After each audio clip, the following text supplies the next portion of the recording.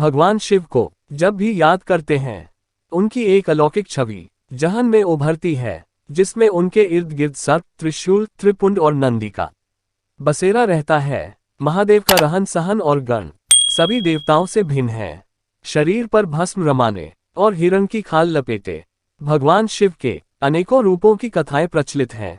लेकिन क्या आप जानते हैं डमरू, त्रिशूल, त्रिपुंड और नंदी कैसे भगवान शंकर के अंश बने? आइए जानते हैं इनके बारे में विस्तार से। त्रिशूल भगवान शिव को सभी तरह के अस्त्र शस्त्रों का ज्ञान है। मान्यता है कि भगवान शिव रजतम इन 3 गुणों के साथ प्रकट हुए थे, जो त्रिशूल के रूप में भगवान शिव का अंश बने। इन तीनों गुण के बिना सृष्टि का संचालन नहीं हो सकता था, इसलिए शिव जी ने इनको अपने हाथों में धारण किया। डमरू सभी देवताओं की तरह भगवान शिव के पास एक वाद्य यंत्र है, जिसे डमरू कहते हैं। भगवान शिव डमरू के साथ प्रकट हुए थे। पौराणिक कथाओं के अनुसार माता सरस्वती के प्रकट होने के साथ ही सृष्टि में ध्वनि का संचार हुआ। बिना स्वर और संगीत के ये ध्वनि विहीन थी। तब भगवान शिव ने नृत्य करते हुए 14 बार डमरू घुमाया, जिससे ध्वनि में व्याकरण और संगीत से छंद व ताल का उत्पन्न हुआ। सर्प भगवान शिव हमेशा सर्प के साथ रहते हैं। उनके गले में आभूषण के रूप में एक सर्प रहता है, जिसे नागराज वासुकी कहते हैं।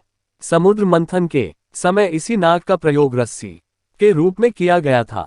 नागराज वासुकी की कठोर तपस्या से प्रसन्न होकर भगवान शिव ने इनको अपने गले का आभूषण बना लिया। त्रिपुंड पौराणिक कथाओं के अनुसार सती की मृत्यु के बाद शिवजी ने हवन कुंड की राख से अपने माथे पर 3 रेखाएं बनाई, जो तीनों लोकों का प्रतीक होती है। इसे ही त्रिपुंड कहा जाता है। मान्यता है कि त्रिपुंड लगाने से 27 देवों का आशीर्वाद प्राप्त होता है। नंदी पौराणिक कथाओं के अनुसार भगवान शिव ने ही नंदी के रूप में अवतार लिया था। ऋषि शिलाद ने कठोर तपस्या करके वरदान में अमर पुत्र को प्राप्त किया था, जो नंदी के नाम से प्रसिद्ध हुआ। नंदी की कठोर तपस्या के बाद शिव ने उसे अपनी प्रिय सवारी के रूप में स्वीकार किया।